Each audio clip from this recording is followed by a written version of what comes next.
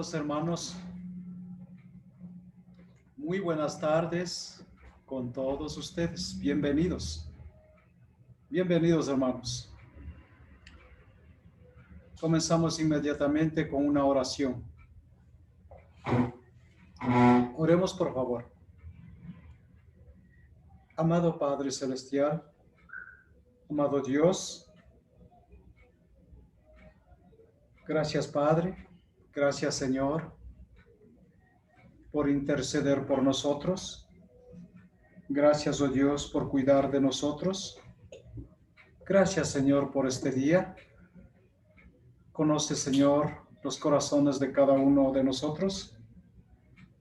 Especialmente gracias, Señor, por este día. Tú sabes, Señor, las razones. Bendito Padre, bendito Señor. Gracias te damos por mantenernos con vida. Gracias por permitirnos amarte, adorarte, glorificar tu santo nombre. Señor, tú eres nuestro primer invitado. Señor, gracias por estar en medio de nosotros. Agradecidos de todo corazón, te damos gracias en el santo nombre de Cristo Jesús. Amén. Amén. Comenzamos cantando el himno 625. El título dice: Dios está aquí. El himno número 625. 1, 2, 3. Dios está. Precioso es.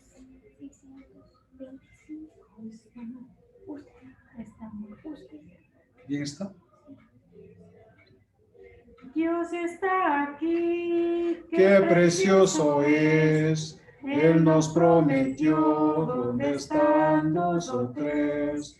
Dios está aquí, qué precioso es. Él nos prometió, ¿dónde están 2 o 3? Quédate, Señor, quédate, Señor, quédate, Señor, en cada corazón. Quédate, Señor. Quédate, Señor, quédate, Señor, en mí. Oh Cristo mío, haz de mi alma un altar para adorarte con devoción. Oh Cristo mío, haz de mi alma un altar para adorarte con todo el corazón. Continuamos con el himno 633. El himno 633, a la cuenta de 3. 1, 2, 3. Quita lo que impide en mí, quita lo que impide en mí, que tu palabra yo pueda entenderla y mi oración te sea agradable. Quita lo que impide en mí, quita lo que impide en mí, quita lo que impide en mí, que tu palabra yo pueda entenderla y mi oración te sea agradable. Quita lo que impide en mí. Amén. Bien, hermanos, una vez más, demos gracias al Señor. Oremos por favor para dar comienzo al estudio correspondiente a esta tarde. Oremos. Santísimo Padre, Santísimo Dios, bendito Señor, gracias por todas las bendiciones, tanto espirituales como materiales. Bendito Señor, gracias por tu misericordia, gracias por tenernos paciencia, gracias bendito Dios por estar en medio de nosotros. Te damos gracias, Padre, por la sanidad espiritual, por la sanidad material. Dependemos de ti, bendito Dios, Sin tu presencia, alejados de ti, nada podemos hacer. Te suplico, oh Dios, guíame, Señor, a través de tu Santo Espíritu en esta tarde para hacer tu voluntad. Gracias, Padre, gracias, Dios, por todos estos favores. Te agradecemos, Padre, en el bendito y santo nombre de Cristo Jesús. Amén. Amén. Bien.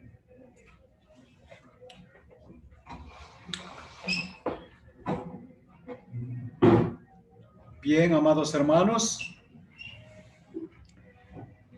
en esta tarde vamos a estudiar un poquito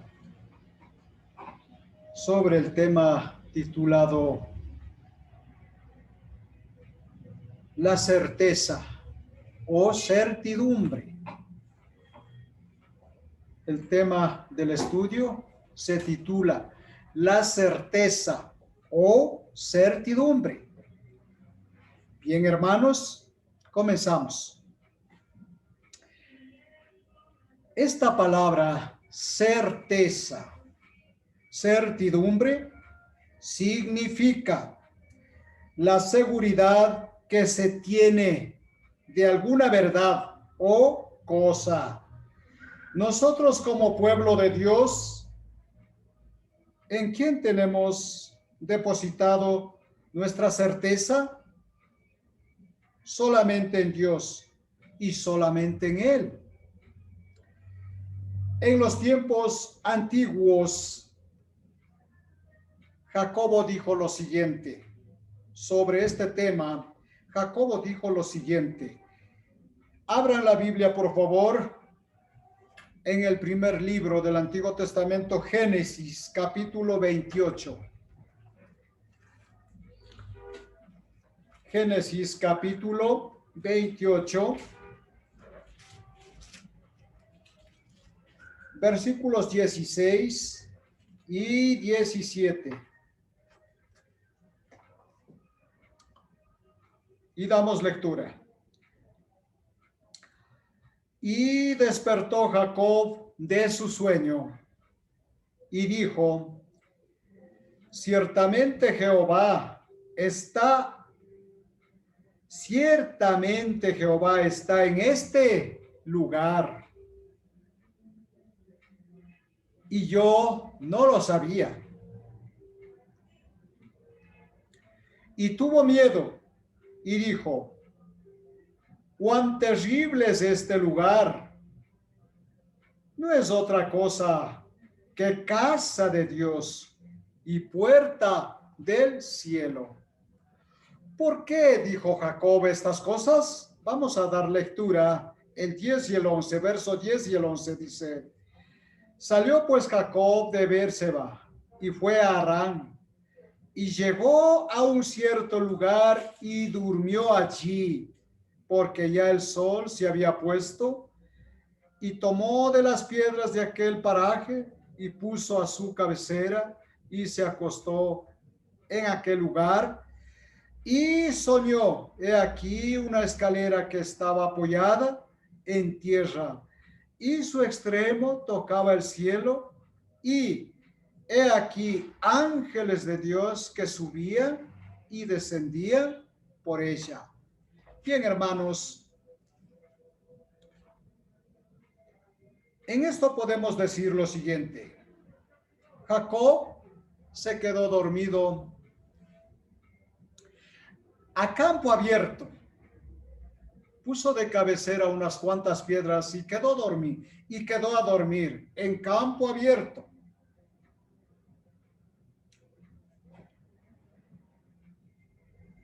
Al despertarse Jacob, la primera reacción fue de temor a Dios. Como dije, Jacob quedó a dormir en campo abierto. A cierta hora de la noche, Jacob se despertó. ¿Y qué es lo que vino primero a su mente, a su corazón? Mucho temor a Dios. Porque Dios estaba en aquel lugar y él no lo sabía, pero tuvo temor de esa manera. La respuesta de Jacob fue la correcta. ¿Por qué? Porque el principio de la sabiduría es el temor a Jehová. Hoy, la casa de Dios, ¿dónde está? La casa de Dios, ¿dónde está, hermana Marcia? En cada uno de nosotros. En cada uno de nosotros a nivel individual. Pero hoy la casa de Dios está en la iglesia de Cristo y nosotros tenemos la certeza de que así es. En el Antiguo Testamento, Dios se presentaba a través de su pueblo. Y donde estaba su pueblo, ahí era la casa de Dios. Como acabé de decir, ahora la casa de Dios está en todo lugar, en todo el mundo.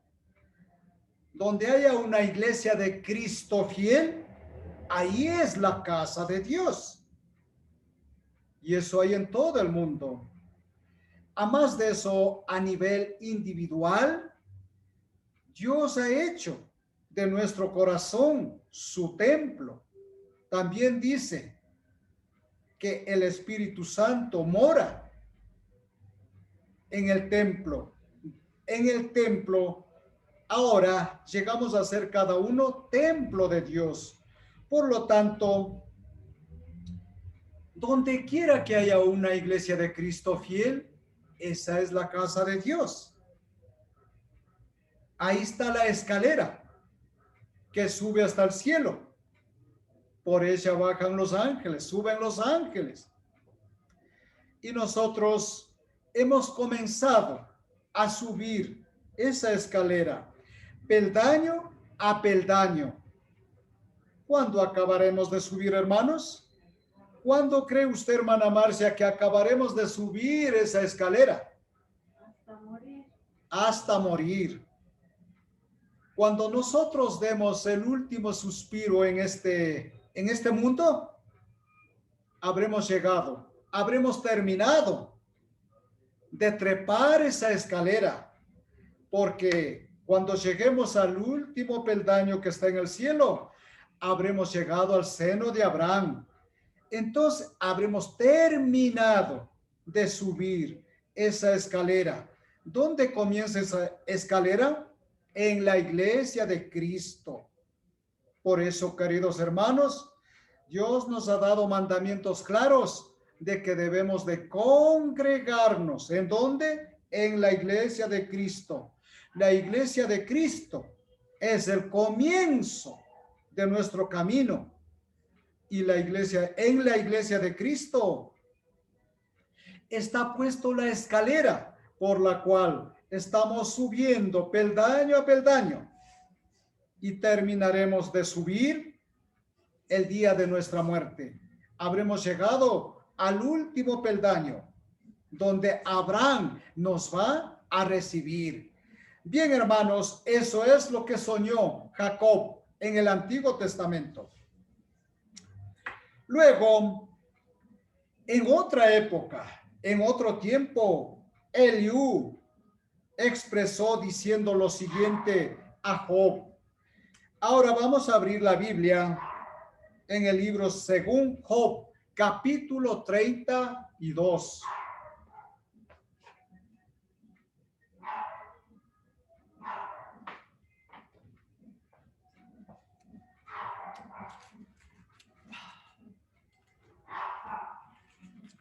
Job, capítulo 32.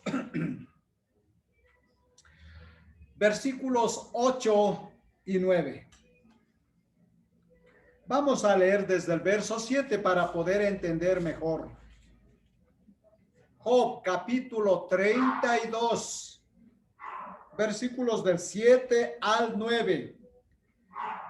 Y dice, yo decía, los días hablarán, y la muchedumbre de años declarará sabiduría. El 8. Ciertamente espíritu hay en el hombre, y el soplo del Omnipotente le hace que entienda. No son los sabios los de mucha edad, ni los ancianos entienden el derecho. Hermanos amados, a veces pensamos que la edad nos trae sabiduría. Muchos hermanos están en la iglesia de Cristo a veces 30, 40, 50, 60. Yo conozco a un hermano que ya va más allá de 60 años en la iglesia de Cristo. A veces los hermanos mayores piensan que por la mucha edad están llenos de sabiduría. Y ciertamente eso no es así. No hay garantía de que así sea. Nos damos cuenta de que hay viejos necios, al igual que jóvenes necios. Por lo tanto, no por muchos años de estar en la iglesia de Cristo vamos a decir que somos sabios, llenos de sabiduría, porque tanto como hay viejos necios, hay jóvenes necios. Por ejemplo, aquí Eliú era uno de los 3 amigos de Job. Y Eliú trató de dar consejos a Job, al gran Job. Eliú y los otros 2 amigos empezaron a decir a Job de que Job tenía un pecado escondido y que por eso Job estaba sufriendo. Pero estudiando, escudriñando la Biblia, encontramos que Job no tenía ningún pecado. Es más, el Señor le había declarado a Job diciendo que Job era el hombre más justo de la tierra.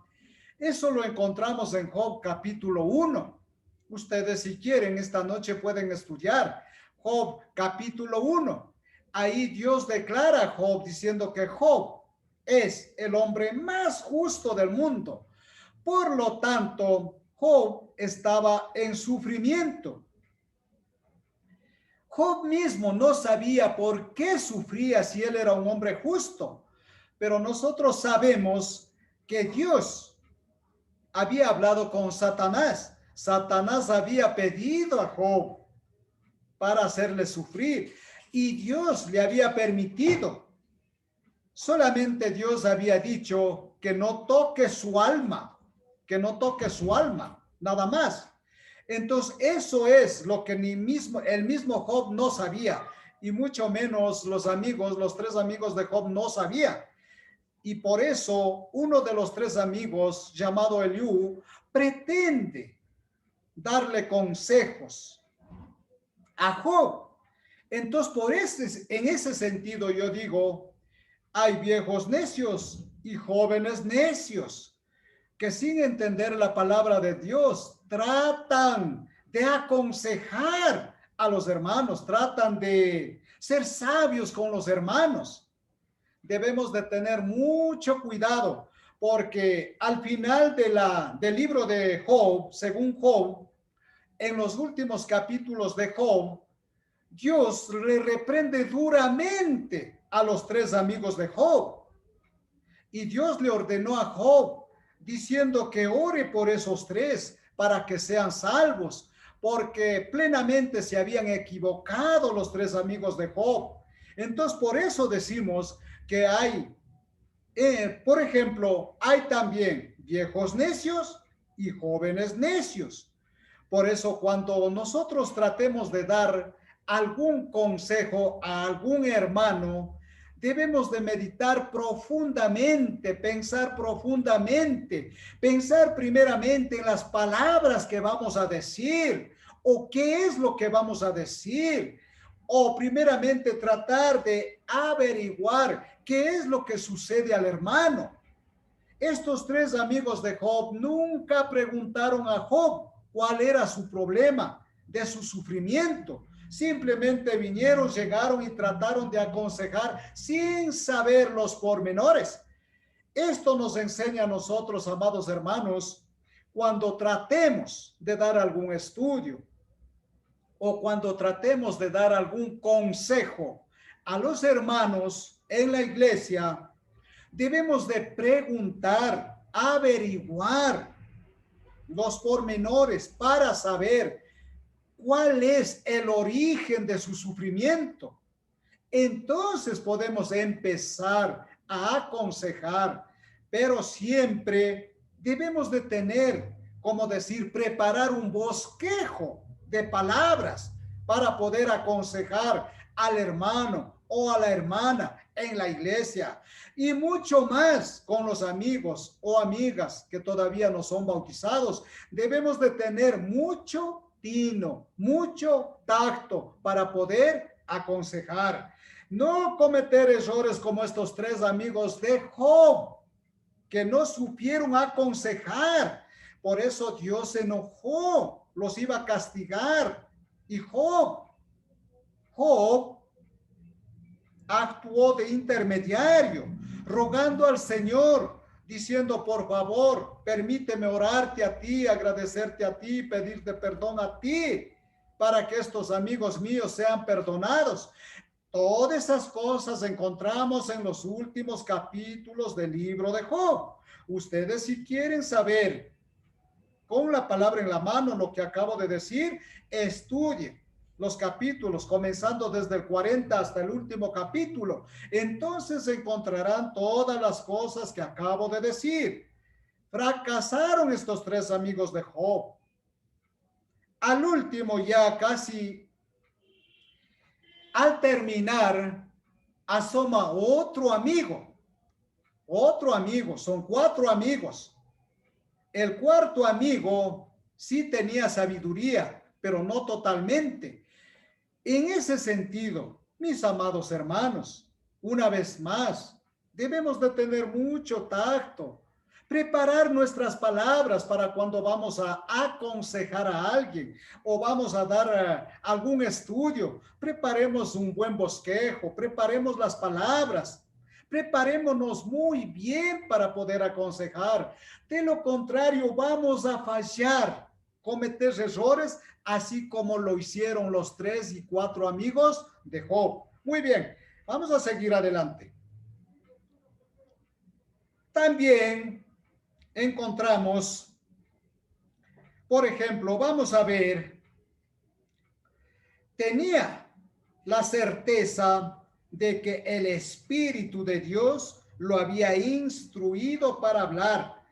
Vamos a ver un ejemplo. Primera a los Corintios, capítulo 2, verso 10.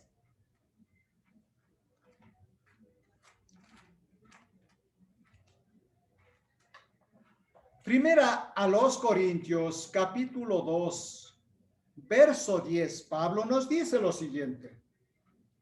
Pero Dios nos las reveló a nosotros por el Espíritu, porque el Espíritu todo lo escudriña, aún lo profundo de Dios. Siempre he dicho, hermanos,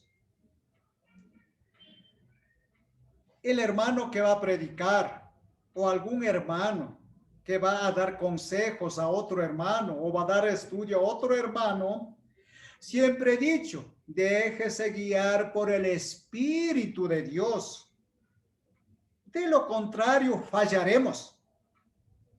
Dejémonos guiar por el Espíritu de Dios. Y acudamos a su palabra. Cuando preparemos un bosquejo, revisemos 1, 2, 3, 4, 5, 6, 7 veces.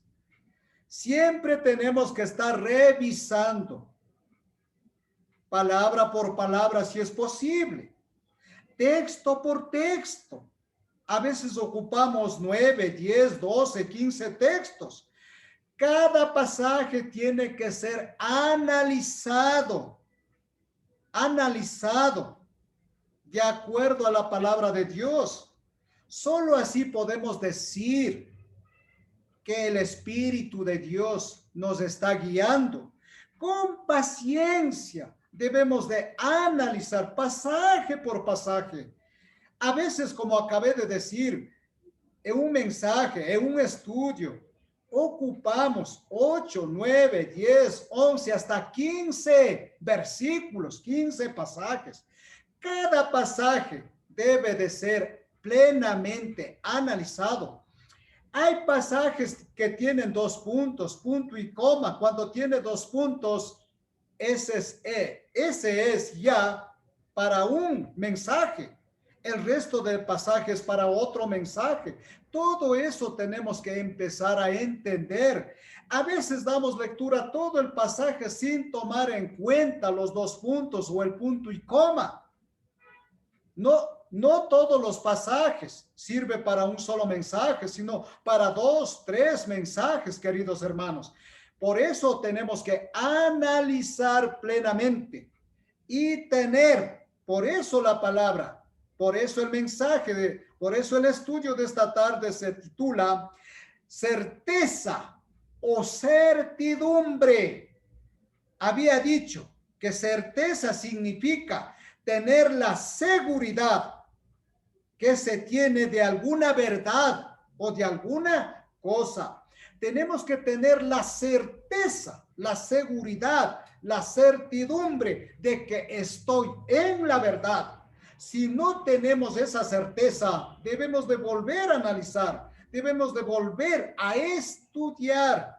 De lo contrario, no podemos brevemente coger unos 4 o 5, una porción de pasajes, ponerlos en la hoja e ir a predicar. No es bueno hacer eso, hermanos. Siempre tenemos que analizar, como dije.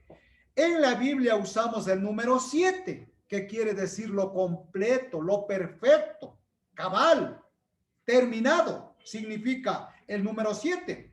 Entonces debemos de revisar una y otra vez, hasta tener la certeza en nuestro corazón de que todo está perfectamente bien ordenado. Seguimos adelante. Vamos a ver ahora Habacuc 3:9, Antiguo Testamento. Tracito nomás del libro según Zacarías. Encontramos Mateo, encontramos Zacarías y encontramos Habacuc.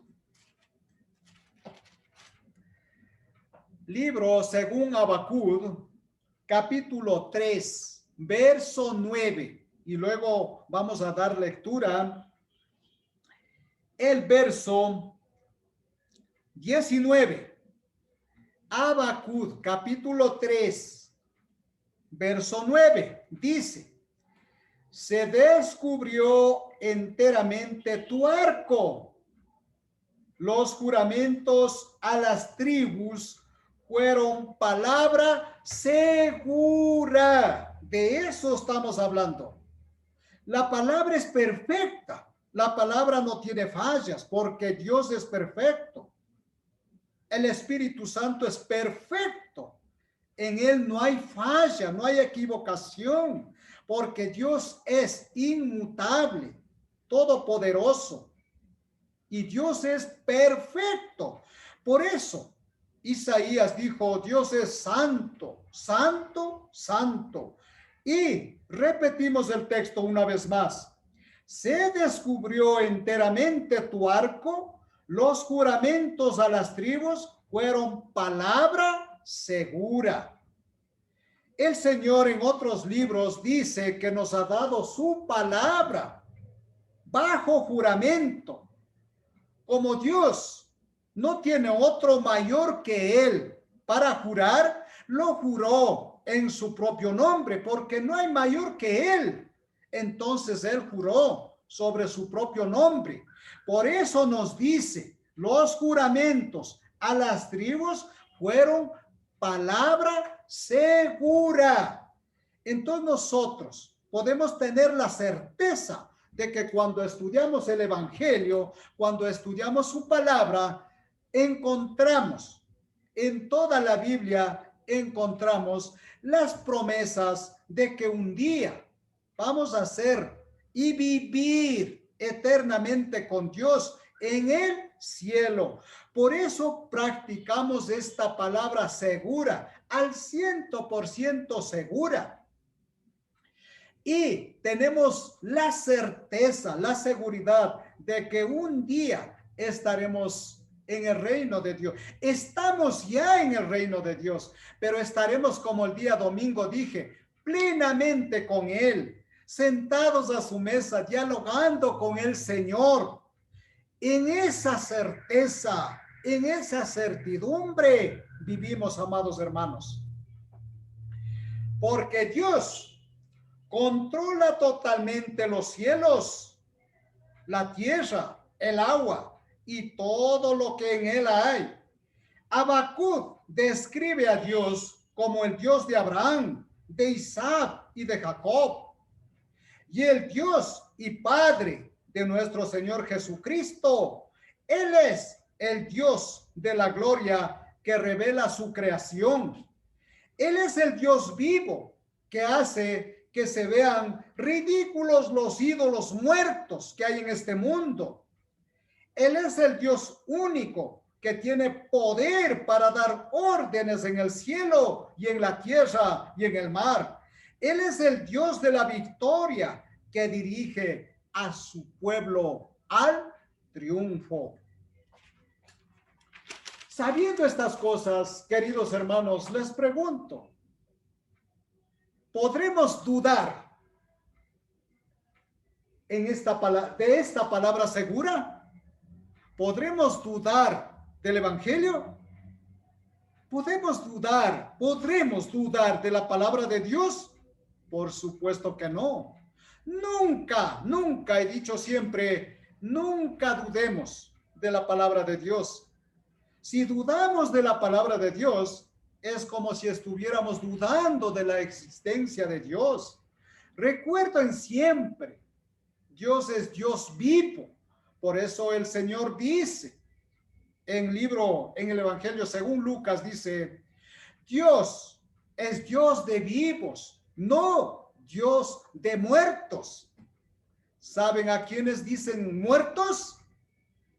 Ustedes sí lo saben, ¿verdad? A ver, hermana Marcia, Dios dice que es Dios de vivos. ¿Por qué nos dice eso?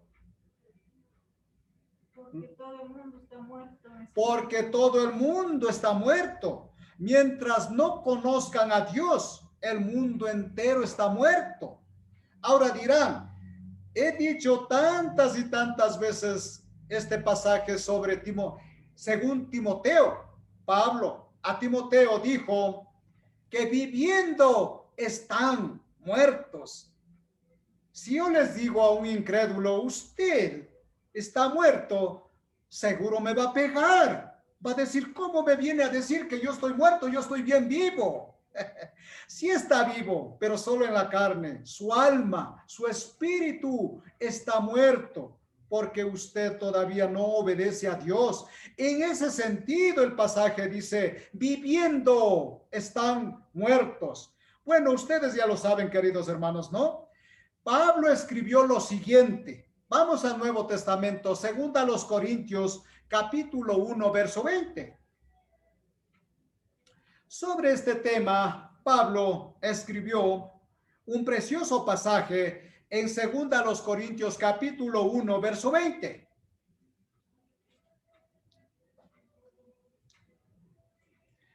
Vamos a leer el 19, el verso 19 y el verso 20. Segunda a los Corintios, capítulo 1, verso 19 y 20. Y dice, porque el Hijo de Dios, Jesucristo, que entre vosotros ha sido predicado por nosotros, por mí, Silvano y Timoteo, no ha sido sí y no.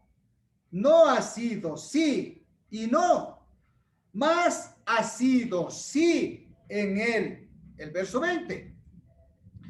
Porque todas las promesas de Dios, todas las promesas del Padre, todas las promesas de Dios son en él sí En su Hijo es sí, y en Él amén, por medio de nosotros, para la gloria de Dios.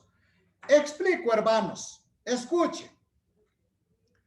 No hay sí y no. No hay sí y no con respecto a Jesucristo. Jesucristo es inmutable. Dios es inmutable. Él no puede decir hoy día sí los amo y mañana no los amo. No. Aún nosotros, siendo pecadores, porque muchas veces hemos tropezado, muchas veces caemos, pero Dios es paciente para perdonar nuestros pecados. Si nosotros creemos en Jesucristo, en Él es solamente sí. No podemos dudar y decir, tal vez un día Dios se enoje y me dirá, no, nunca diga eso. Si creemos verdaderamente en Jesucristo, como dije el día domingo, con nuestro corazón sincero, si creemos en Dios totalmente, con espíritu, alma y cuerpo, si creemos así, es sí, verdaderamente sí, y solamente sí nuestra salvación. Nuestra vida eterna en el cielo con Dios es sí, es seguro. Tenemos la certeza, la certidumbre de que así será. Por eso jamás podemos dudar en que Dios tal vez un día se arrepienta y diga, no, ya ustedes no.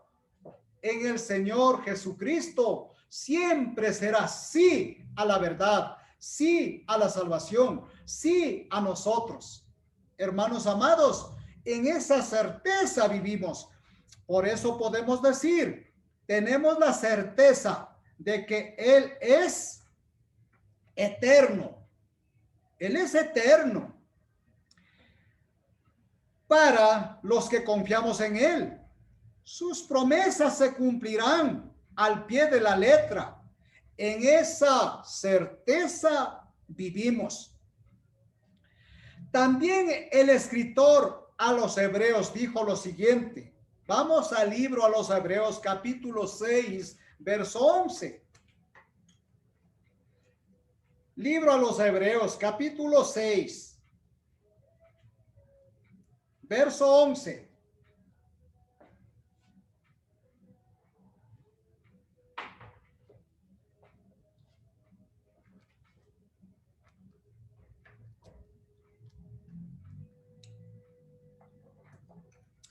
Y el escritor a los Hebreos nos dice lo siguiente. Pero deseamos que cada uno de vosotros muestre la misma solicitud hasta el fin, para plena certeza de la esperanza. Eso vengo explicando, queridos hermanos. Eso, a lo largo de este estudio, eso es lo que vengo explicando. Miren lo que dice el escritor a los Hebreos. Dice, pero deseamos que cada uno de vosotros muestre la misma solicitud hasta el fin, hasta el último instante de nuestra vida en este mundo. Debemos de estar siempre solícitos y tener esta certeza. Por eso dice, para plena certeza de la esperanza. No dudemos jamás, amados hermanos, tengamos esa plena certeza de la esperanza de la vida eterna. El escritor nos anima diciendo que tengamos esa certeza en la esperanza de la vida eterna. A veces desconfiamos de las palabras, desconfiamos del evangelio. Muchas veces muchos desconfían de Dios y se retiran de la presencia de Dios. ¿Por qué se retiran? porque no tienen la plena certeza en la esperanza que Dios nos ha prometido desde Génesis hasta Apocalipsis. Luego también encontramos lo siguiente: los creyentes hoy tenemos más promesas que las que tuvo Abraham. Por lo tanto, nos toca a nosotros asegurarnos con certeza que obtendremos esa salvación. Jamás dudemos de las promesas de Dios. Toda la Biblia nos asegura que si tenemos confianza en Dios, la fe en Él es la base de toda certeza. En el mismo libro a los Hebreos, ahora avancemos al versículo 11, al capítulo 11, verso 1.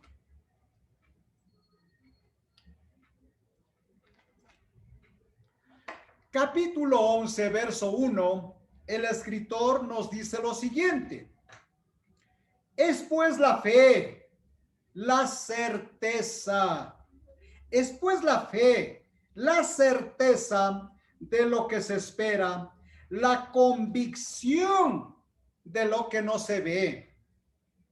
Ahora, para entender mejor este pasaje, sin perder Hebreos 11, busquemos segunda a los Corintios 4, capítulo 4, verso 18, para poder entender más fácil este pasaje. Segunda a los Corintios, capítulo 4, verso 18.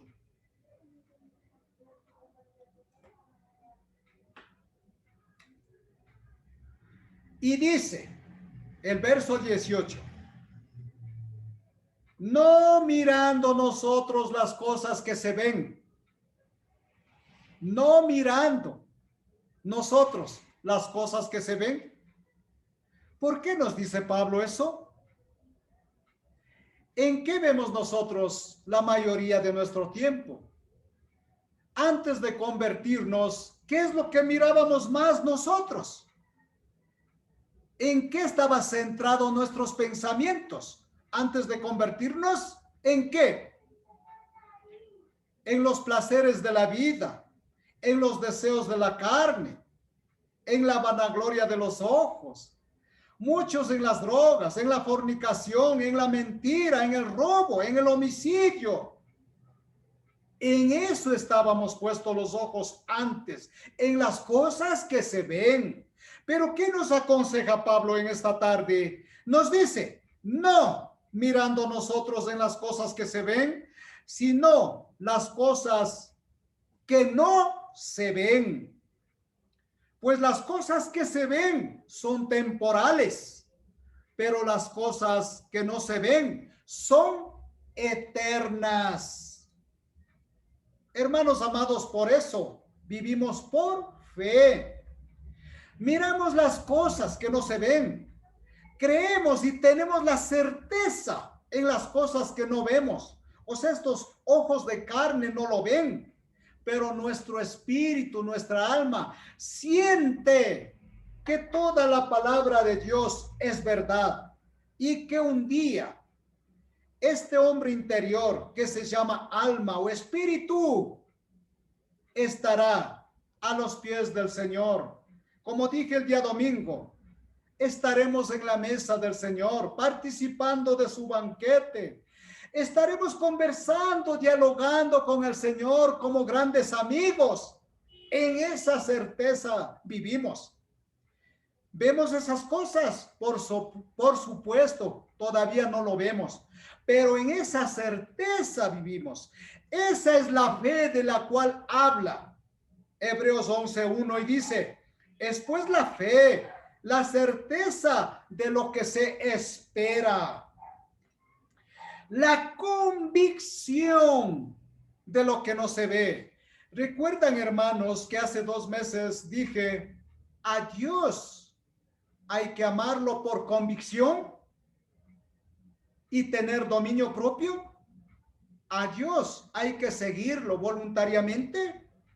A Dios dije que no hay que seguir por cosas de esta vida. por conveniencia. No, a Dios hay que seguir, como dice la palabra, por convicción, teniendo la certeza de que un día estaremos con el Señor en el cielo, participando de las riquezas celestiales, de las bendiciones celestiales, participando de la mesa del Señor, del banquete del Señor. Eso todavía no lo vemos, pero tenemos la certeza. Hermano Osvaldo, buenas noches. Disculpa,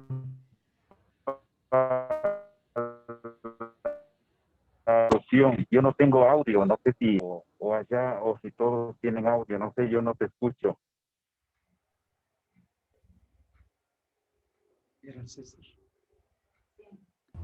Aquí sí le escuchamos, todo está bien, no sé los demás hermanos.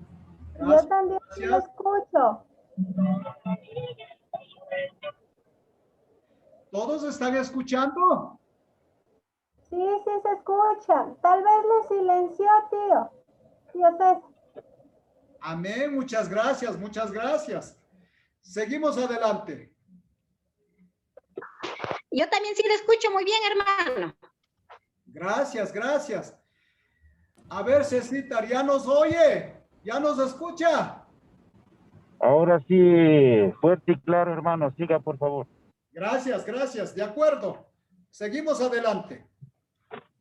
Entonces, como había acabado de decir, amados hermanos, estamos en el tema sobre la certeza, la certidumbre. Y solamente les animo, amados hermanos, diciendo, nunca pierdan la fe. Vendrán sufrimientos, vendrán tristezas, dolor, necesidades y tal vez pobreza. Pero no perdamos la esperanza, porque tenemos la certeza de que un día participaremos de la mesa del Señor, del banquete del Señor. Dialogaremos con el Señor como grandes amigos.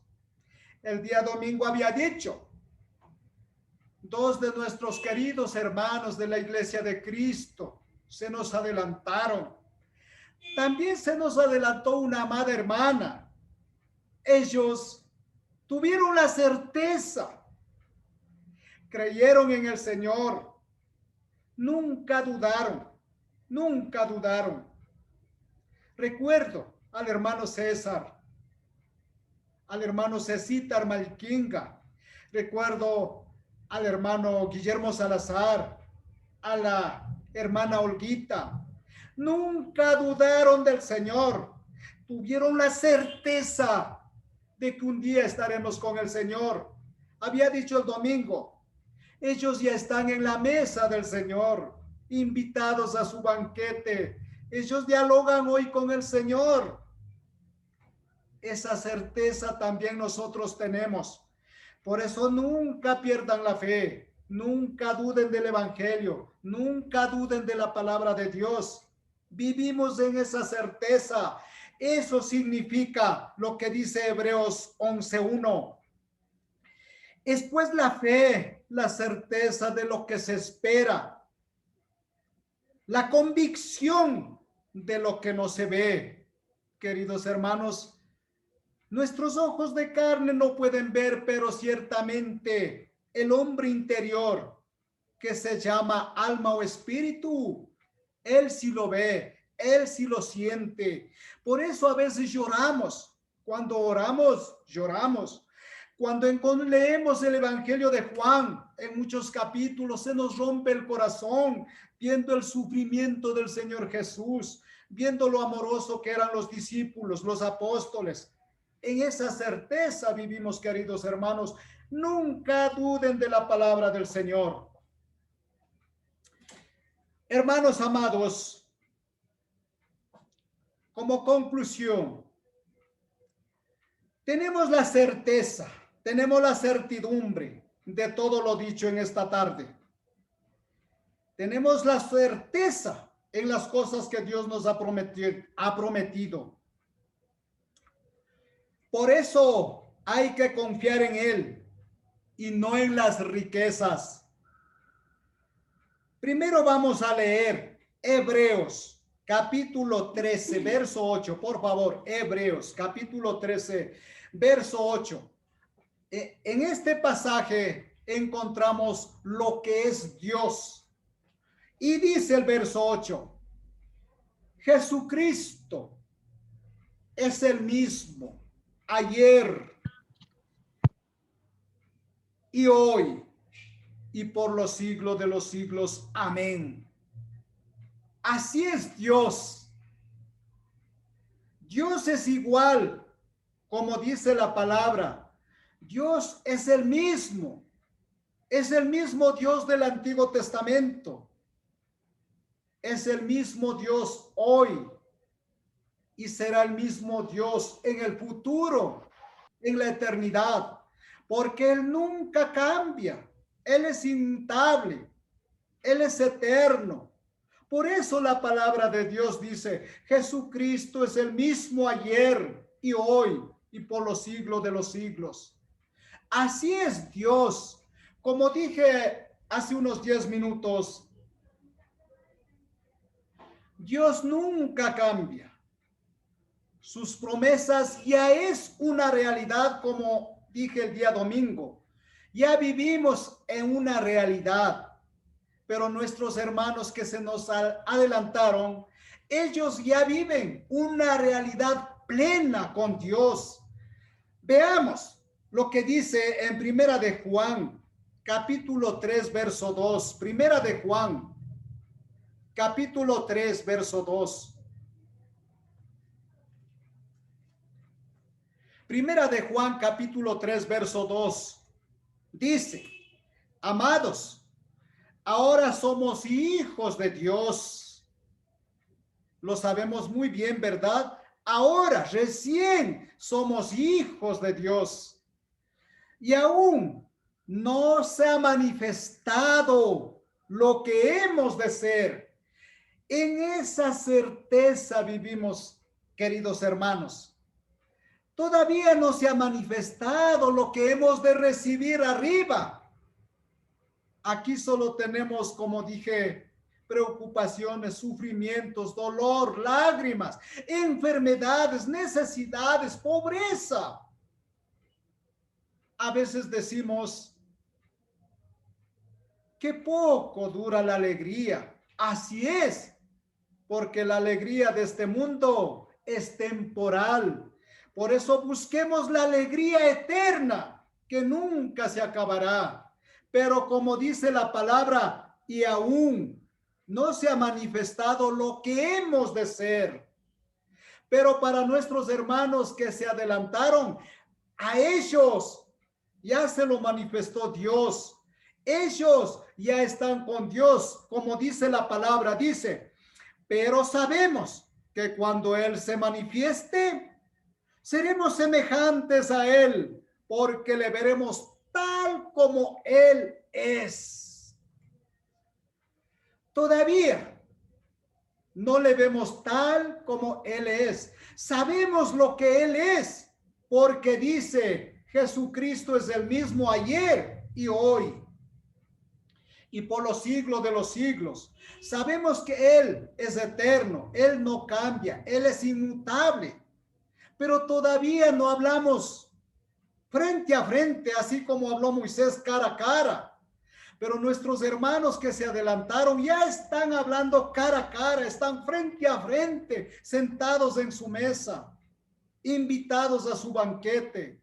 Ellos ya tienen la felicidad eterna. Ellos ya tienen el amor pleno. Por eso comencé diciendo, hemos comenzado a subir la escalera. Tenemos que subir peldaño a peldaño. A veces todavía faltará largo, pero en mi caso he dicho, la noche se acerca. En cambio, muchos hermanos son jóvenes. Es como si recién comenzase el día. Es como si estuvieran a las 9, a las 8, a las 10, a las 11 de la mañana. Pero para muchos como yo, estamos como en las 5 de la tarde. La noche se aproxima. Por eso, queridos hermanos, aprovechemos el tiempo haciendo el bien. Hagamos obras por nuestra propia alma. No nos descuidemos ni por un instante de leer la palabra de Dios. Eso les animo, mis amados hermanos, queridos hermanos. Pablo dijo, yo soy como un padre para vosotros. Ojalá estas predicaciones toquen su corazón. Y voy a terminar diciendo lo siguiente. Tenemos la certeza, la certidumbre de todo lo que ha dicho Dios, de todo lo que ha prometido Dios. Tenemos la certeza de que se cumplirá. Por eso, amados hermanos, hay que confiar en Dios, hay que confiar en Él y no en las riquezas. Con esto termino, hermanos. 1 Timoteo 6:17. 1 Timoteo 6:17. Pablo a Timoteo dejó enseñando esta maravillosa enseñanza y dijo que esto debes de predicar. Y dice el verso 17, a los ricos de este siglo, o sea, de este mundo, de este tiempo temporal, dice a los ricos de este siglo, manda que no sean altivos, ni pongan la esperanza en las riquezas, las cuales son inciertas. Y dice, sino que pongan, dice, la esperanza, la certeza en el Dios vivo, que nos da todas las cosas en abundancia para que las disfrutemos. Hermanos amados, les voy a decir lo siguiente. No es malo ser rico en este mundo. No es malo tener riquezas.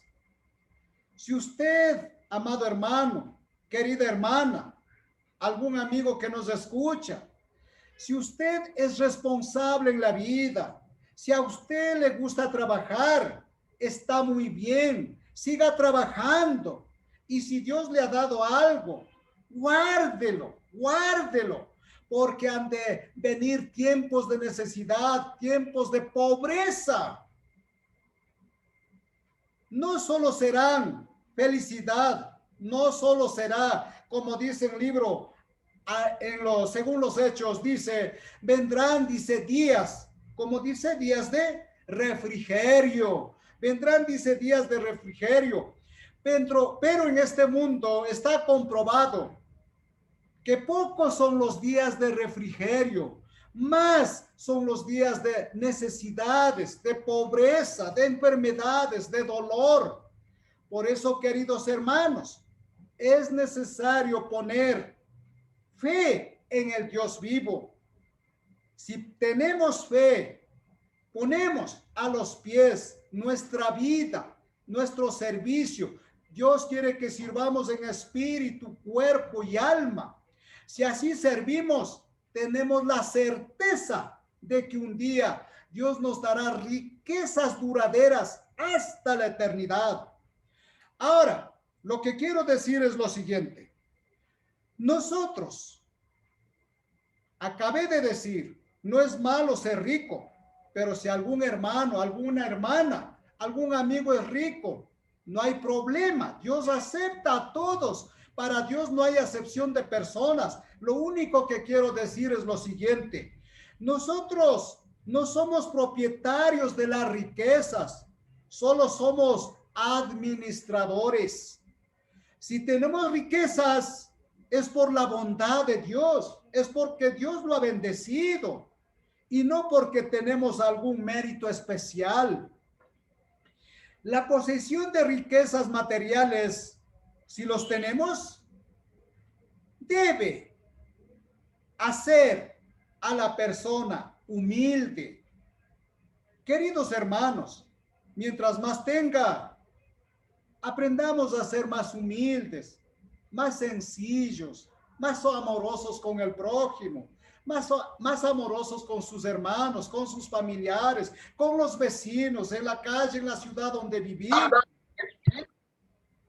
Tener riquezas no quiere decir que yo soy el amo de todos. El que sabe administrar bien las riquezas es un hombre humilde, es un hombre manso, es un hombre sencillo, es un hombre amado por todos.